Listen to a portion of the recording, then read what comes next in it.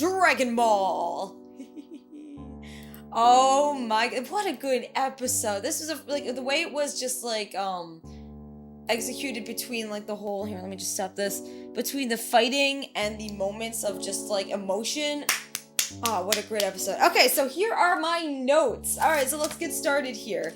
Now, Nam is a very, very honorable character. I love how he, like I've talked about this before, how he's even in this fight because he wanted to, not even just get money and food and water for his village, but also, in a way, kind of represent to give them hope. Like, he went out of his way, trained for months in order to get into this tournament so he would be able to save his family and give them hope. Because as of right now, they're starving, they're hungry, they're thirsty, they can't survive. And here is this man saying, I'm going to be the pinnacle of hope for you, don't worry, I will take care of it. But then when he said he failed, which I wouldn't call it failure, he did lose the match, but that's not failure.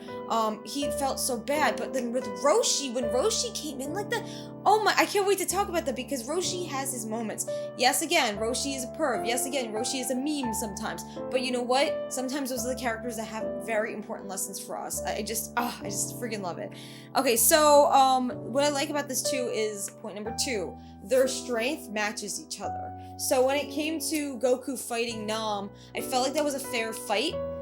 Even though the way I was like rooting for Nam, even though I love Goku, it's like I was kind of rooting for him because he's the one that really needs it the most. But as fair does play it, it's all about, you know, the rules and the strength, and he did lose. But what I love is that he kind of showed us like those fights in the air. And I don't know if this is where, because I know this is where the tournament arcs came from with Dragon Ball, and starting the tropes of anime and everything, but to see how a fight in the air kind of started, that's amazing to me, because Bleach takes, like, half the fights take place in the air. When it comes to, like, other anime in general, it's like sometimes they have overpowered, like, power-ups that let them jump and fly and everything. So I love seeing how they were kind of describing it, where it was more of a martial art type of attack rather than, hey, I can fly. But I freaking love that. So something else that was great is Nam didn't want to cause any harm to Goku. Another part of his character is, again, he's honorable, but he's humble and he cares.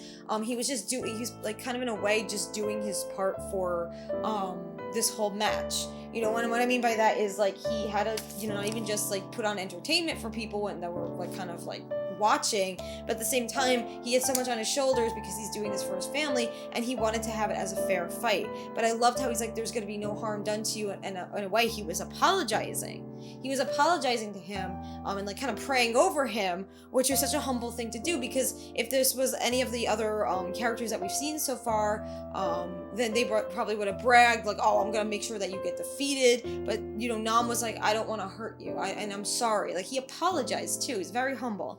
Another thing too is Goku wins, and I did not expect that to happen because, again, how Nam was set up, I really thought that Nam was going to be the one to win the match due to the fact that he had that desperation moment. But hopefully, because Roshi did give him the Dino Capsule, but I don't know, with the prize money, I think that he really needs to get that too, because food-wise, so hopefully he's going to be able to, like, save his family, or if Goku or Roshi win, they'll be like, okay, like, here, you can have this, but we'll see in the next few episodes, because I think the next one is going to be the finals, obviously. But another thing too is he said good match. He shook his hand. He wasn't a sore loser.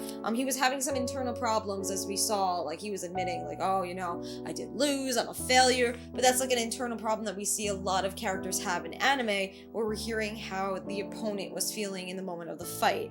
But he actually did shake Goku's hand and said good match, which was not showing sore loser. Like, he was not a sore loser. He literally just shook his hand and said, like, hey, like, you know, good match. And I love that. It's like saying GG to each other if you play League of Legends, you say GG. And like, the thing is here with that, don't flame your teammates. Anyway, so with Roshi too, Roshi was so sweet at that moment to give him the Dino Cap. Like, he didn't have to do that. I mean, those things are expensive, as told by Bulma. Those things are extremely expensive, so for him to give him one and said, oh, you could store anything, and then he said, oh, come with me, he was able to show him with the well, like, oh, this is free of charge, you could take as much as you want, which I think that's awesome, because the only thing is, like, how much is he going to be able to take and to fit, because that thing supposedly fits anything. That would be so handy to have.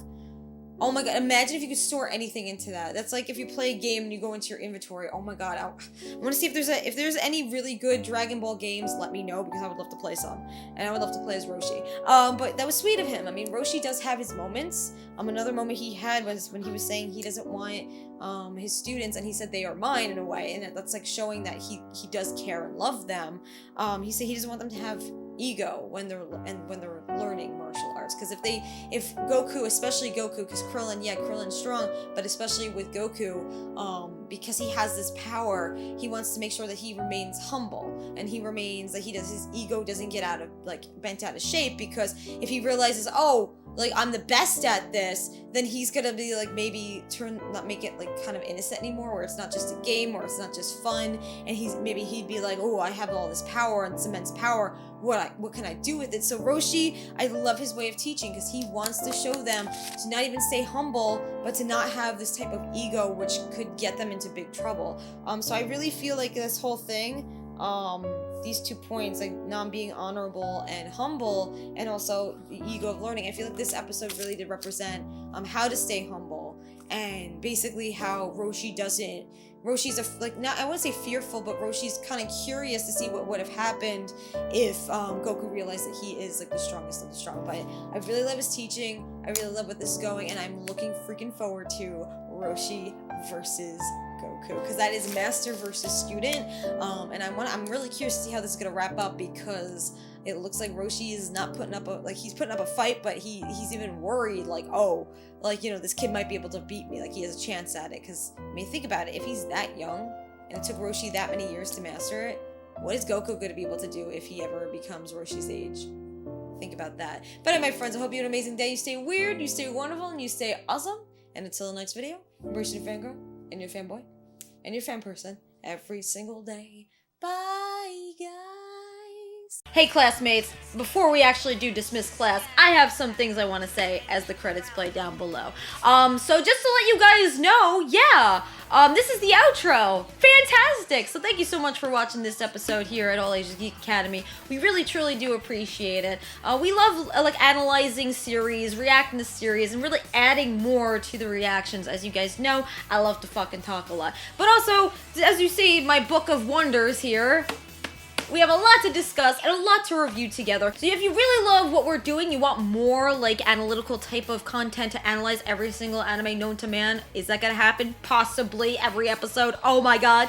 Be sure to check out our Patreon page, where you guys can get access to our Discord server, hang out with us, and we have a lot of events that go on there too. Like, usually we have community days on Wednesdays, which is like an hour, 2 hours usually. We play games together. And then we also, on Thursdays, we have a 5-hour event every single Thursday at 5:30 p.m. Eastern Time to 10 p.m. at night, where we all talk, we all hang out, we geek out together, we play all these great games, and it's a lot of fun. We also watch anime and shows together, a lot of anime that doesn't necessarily have to actually be immersed within. So if you want to take part in that and hang out with an amazing, crazy squad, be sure to. Here's a few clips from some of our previous Patreon days if you guys want to see the craziness.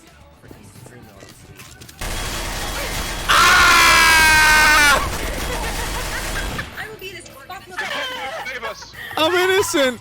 Yeah, I'm Katya. I'm gonna stick with the detective. He's the only one I can Okay, trust. everybody, stay away from Kat. She will open fire. Everyone. I just saw that massacre. I'm not even sure if Kat's innocent or not. I don't know why, but it was just so like abrupt. I'm like, I'm innocent. I am thou, and thou art I. Hey, Jen. Ah! My leg! Yo, That was a real death. Hey, what's up? That was a real death.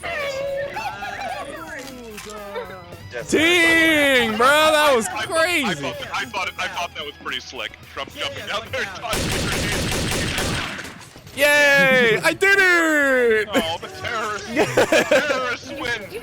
I did a thing. I'm the mustard. Evan, Wait. I'm the mustard. Oh, you are the mustard. We're playing prop right now? Is that a thing? But yeah, there's a lot of events that go on, and also if you want to check out more episodes, I don't know where I'm pointing, but should be on one of these sides.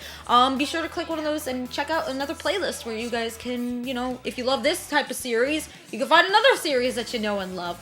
But yeah, just to let you guys know, we love you, we appreciate you, we're happy you're here, and we're happy you're part of the freaking All Ages of Geek Academy. So I hope you can see you guys in the next video. You have an amazing day, and as always, my friends, embrace your inner fangirl, and you're the fanboy, and you're a fan person, every single day. Bye, guys!